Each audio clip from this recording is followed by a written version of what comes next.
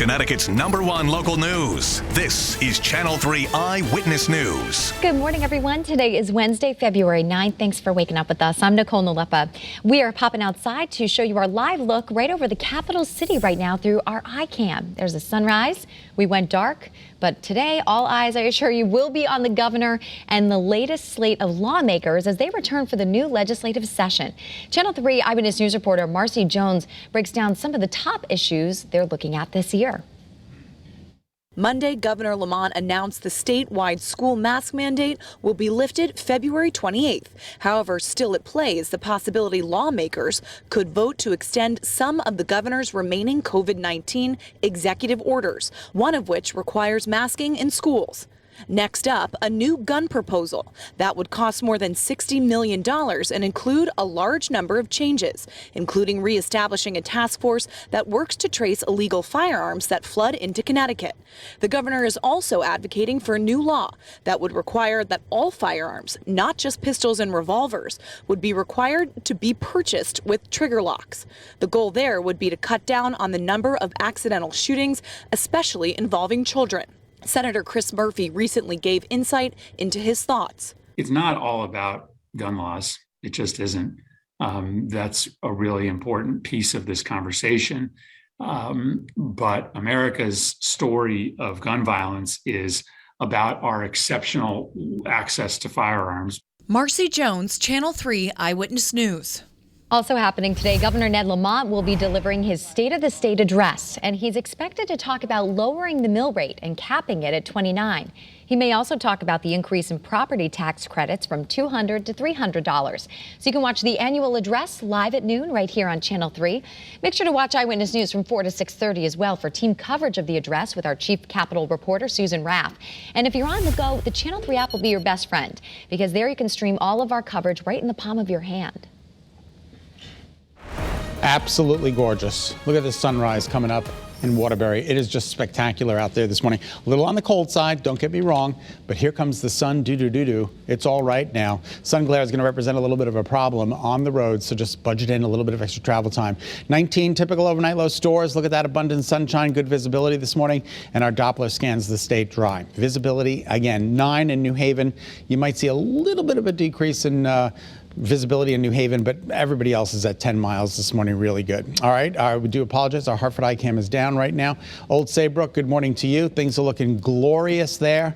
It is absolutely amazing there, and more of the same in New Haven with a temperature of 25 degrees. Now, the number was at 32 in New Haven when I came in this morning, so it has dropped, but still, we're above average, 19 typical overnight low. Litchfield, 18.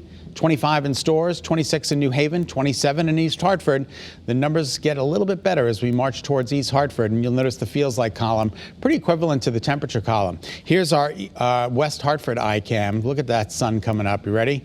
Just absolutely gorgeous out there right now. So beautiful, beautiful skyline in West Hartford. All right, let's take you out and show you more temperatures. 18 in Salisbury is the coolest. 28 in Groton is the warmest. Everybody sandwiched between 18 and 28 this morning. And we're down from yesterday, anywhere from 11 to 12 to 13 to 14 degrees cooler than just 24 hours ago. So that's pretty significant, but it's still above average out there this morning. The winds are calm, so not a lot of wind chill out there for you this morning. Here are your headlines. Clear and cold to start, mostly sunny, nice today. And then a shower tomorrow morning. It'll be brief, it'll be insignificant, but it is going to roll through between the hours of about 5 a.m. and 8 a.m. tomorrow morning, a brief shower. In the meantime, enjoy the abundant sunshine with temperatures marching into the low 40s today. 36, 37, normal daytime high. We're actually going to be a bit above that for inland Connecticut and a bit above that for the shoreline. Mostly sunny skies there. It just looks like a gorgeous day of weather. All right, let's take you out right now and show you a futurecast. Tomorrow's weather today. Beautiful, not a cloud in the sky. I just ran the clock down through 5 p.m. And then tonight, a little bit of an increase in cloudiness. It'll take place overnight tonight through early tomorrow morning. This is 3 a.m. tomorrow morning. And then here comes that brief little shower, maybe a snowflake at 7 o'clock tomorrow morning, and then that's short-lived and moves out, and we're back to the nice weather tomorrow. Now, Sunday, maybe a little change in the forecast for Sunday, as we're going to be on the northern fringe of a storm system that's going out to sea. But it does bring in a little bit of snow for Sunday. Not a whole lot, but a little. And we might have to fine-tune that Sunday forecast depending on the model runs over the course of the next couple of days. By Sunday evening, it's gone, and Monday for Valentine's Day is looking good. All right, in the meantime, abundant sunshine. Sun was up at 6:54, sets at 5:16. And then your overnight lows tonight, not bad, upper 20s, low 30s, increasing clouds with a snow or rain shower by dawn. And then tomorrow looks great, 48 degrees. We'll love that. Yay. 44 on Friday, 53 on Saturday. The record is 54 set back in 1999. And then Sunday, the bottom drops out. Colder temperatures, back to winter. Valentine's Day, only 29. Tuesday, only 33. All right, that's a quick check of your early warning forecast. Nicole, we'll send it back to you. All right, thanks, Scott. She had said to me that if anything happened to her, that she loves me. You know, and that's really scary to hear coming from your child. That is really scary. Parents in New Britain, as you just heard, are on edge this morning after a 16-year-old student was shot just down the street from the high school yesterday. The school was placed on lockdown, and initially the students did not know what was going on. But police say it was a drive-by shooting. Thankfully, we know the student who was shot is expected to be okay. And police tell us they believe the suspect and the victim knew each other.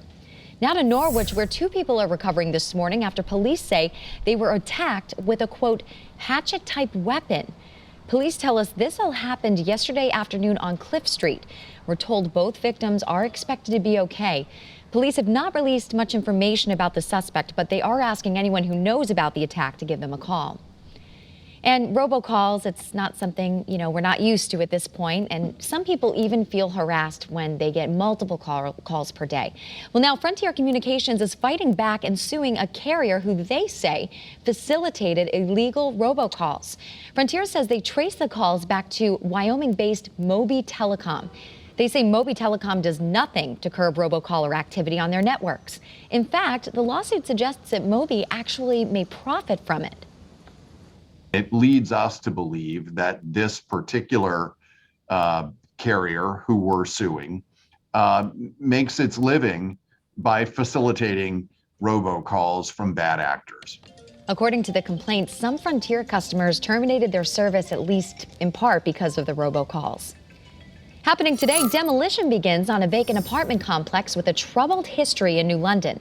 The Thames River Apartments once contained federally subsidized housing. It was the center of a court case in 2014 that found the units to be substandard. The last resident moved out in 2018. The state has provided more than $3 million to demolish the complex and remove any hazardous material. So that demo starts at 10:30 this morning, and it's expected to be completed by the end of May. And after 6 days of competing, the United States has won its first gold medal in the Beijing Winter Games. The athlete who won it has been trying for gold for 16 years. Lindsay Jacobellis, who calls Roxbury home, sailed into first place in the snowboard cross event. Her first Winter Games were back in 2006, where she took silver in the event. She has participated in every Winter Games since then, always getting close to the podium, but never had the chance to stand on it until now. The 36-year-old is now the oldest woman from the U.S. to win a medal in Winter Games. All right, awesome, Lindsay. Thank you so much for tuning in to Eyewitness News. Remember, you can get news and weather updates anytime on the Channel 3 app, and make sure to watch our coverage on the State of the State address. Have a great day, everyone. Be healthy, stay positive. We'll see you back here tomorrow.